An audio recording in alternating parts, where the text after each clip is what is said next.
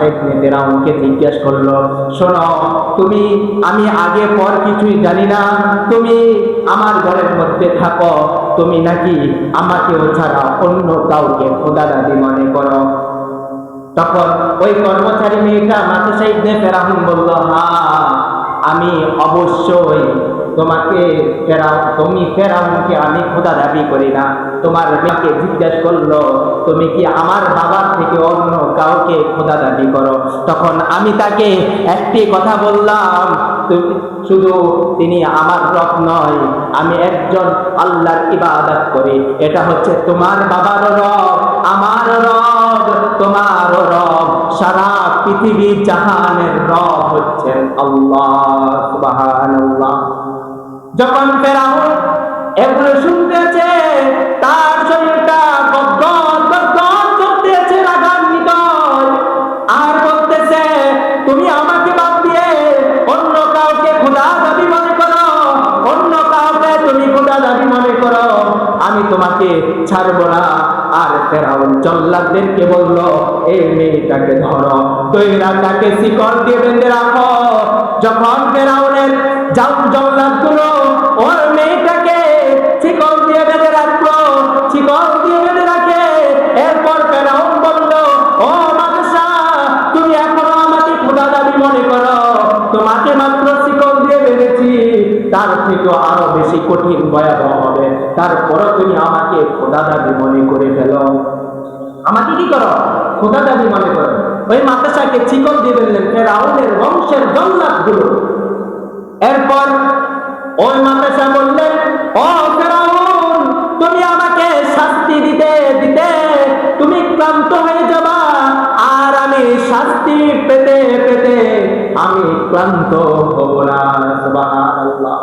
কি বললেন? মাদ্রাসা বললেন, ও ফেরাউন, তুমি আমাকে কি দিবা? শাস্তি দিতে দিতে তুমি ক্লান্ত হয়ে যাবে, কিন্তু আমি মাদ্রাসা তোমার শাস্তিতে আমি ক্লান্ত হব না। সুবহানাল্লাহ।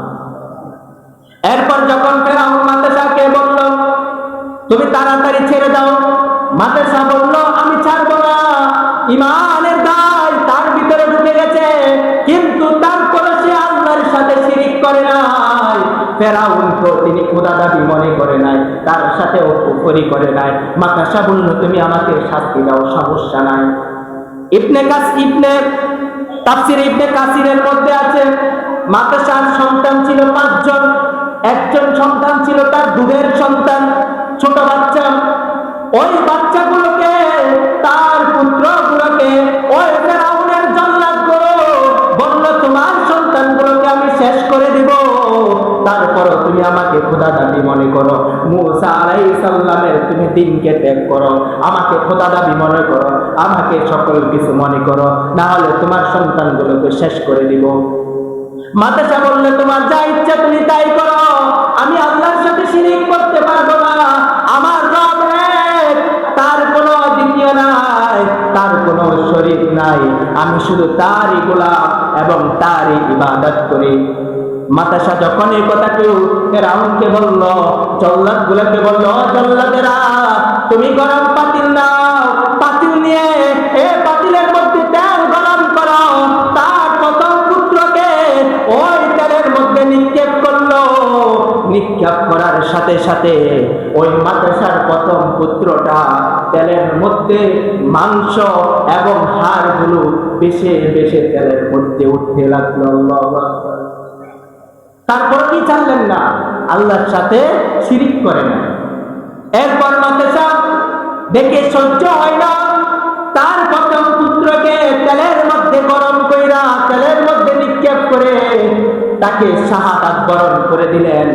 এরপর 2 নাম্বার সন্তানটা মাদ্রাসাকে বলল, দেখছনি তোমার প্রথম সন্তানকে কি অবস্থা করেছি, এবার ফালা হচ্ছে তোমার 2 নাম্বার সন্তান, তোমার 2 নাম্বার সন্তানকেও প্রথম সন্তানের মতন করব। মাদ্রাসা বলল, সমস্যা নাই, তোমার যা ইচ্ছে তাই করো, আমি তোমাকে খোদা দাবি মনে করব না। আল্লাহু আকবার। এরপর মাদ্রাসার দ্বিতীয় সন্তানকে প্রথম সন্তানের মতন তেলের মধ্যে নিক্ষেপ করলো।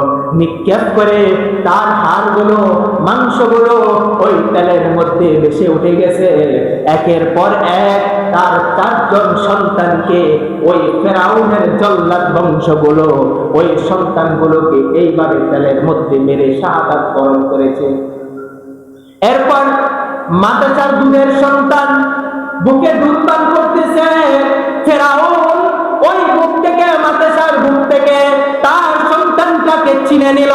চিনে নিয়ে বলল, তোমার দুধের সন্তানটাকেও, তোমার 4 সন্তানকে যেভাবে করেছি ওই 4 সন্তানের মতন তোমার দুধের সন্তানটাকে আমি এইভাবে করব। এখনো সময় আছে, তাহলে আমাকে খোদা দাবি মনে করো, আমাকে খোদা বলে তুমি স্বীকার করো। তখন মায়ের কান্না, আমার 4 সন্তানকে তেলের মধ্যে ভাসিয়ে কি করলো, শাহাদাত বরণ করে ফেলল। এখন আমার দুধের সন্তানটাকেও তারা এমন করবে। ছোট বাচ্চা কিছু বলতে পারে না। হঠাৎ করে আল্লাহর কুদরতে যখন মাদ্রাসা চোখের পানি দিয়ে, চোখের কোণার মধ্যে পানি আসলো, কান্না করতে লাগলো। আল্লাহর কুদরতে ওই দুধের সন্তানটার জবান খুলে গেল। জবান খুলে তার আম্মাকে বলতেছে, আম্মা আপনি টেনশন করিয়েন না, আপনার জন্য জান্নাত অপেক্ষা করতেছে। দেখো না, আমার ভাইরা 4 জনকে শাহাদাত বরণ করিয়েছে। দেখো আমার ভাইরা জান্নাতের মধ্যে খেলা করতেছে। আমাকেও যদি মেরে ফেলে আমি ওই জান্নাতের মধ্যে চলে যাব, তোমাকেও যদি মেরে ফেলে তুমিও জান্নাতের মধ্যে চলে যাবা। তারপর তুমি আল্লাহর সাথে শিরিক করো না, অন্য কাউকে খোদা দাবি মনে করিও না, তাহলে তোমার জন্য জান্নাত অপেক্ষা করতেছে। সুবহানাল্লাহ। এরপর মাদ্রাসার দুধের সন্তানটা যখন মাকে কথাটা বলল, মার মনের মধ্যে তার ঈমানটা আরো মজবুত হয়ে গেল। আমার দুধের সন্তান আমাকে কথা বলল, না না আমি ফেরাউনকে খোদা মনে করব না, আমি আল্লাহর সাথে শিরিক করব না, আমার একমাত্র রব হচ্ছে রব্বি আল্লাহ। সুবহানাল্লাহ। এরপর মাদ্রাসার দুধের সন্তানটাকে তখন ওই ফেরাউনের বংশরা জল্লাদগুলো, ওই ফেরাউনের জল্লাদগুলো মাদ্রাসার ওই দুধের সন্তানটাকেও শেষ পর্যায়ে তাকেও ওই তেলের মধ্যে নিক্ষেপ করে তাকেও শাহাদাত বরণ করিয়ে দিল।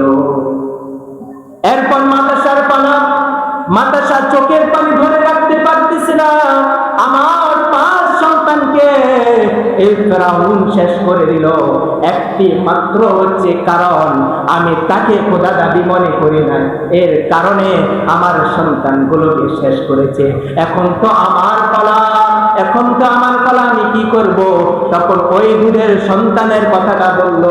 আমার দুধের সন্তানটা বলল, আমার জন্য জান্নাত অপেক্ষা করতেছে, তারপরে যাতে এই ফেরাউনকে আমি যাতে খোদা দাবি মনে না করি। তখন ওই মাদ্রাসাও বলল, ও ফেরাউন তুমি আমাকে শাস্তি দাও, আমার সন্তানগুলোকে মেরেছ, আমার সন্তানের মতন আমাকেও করো, তারপর আমি তোমাকে খোদা দাবি মনে করব না। দেখেন কত বড় ঈমান মজবুত। তারপর আল্লাহর সাথে কি করলো না, শিরিক করলো না, আল্লাহকে খোদা দাবি মনে করে না। এখন যদি আমরা হতাম, আমরা অবশ্যই কি করতাম, হ্যাঁ তুমি খোদা করতাম না, অবশ্যই করতাম।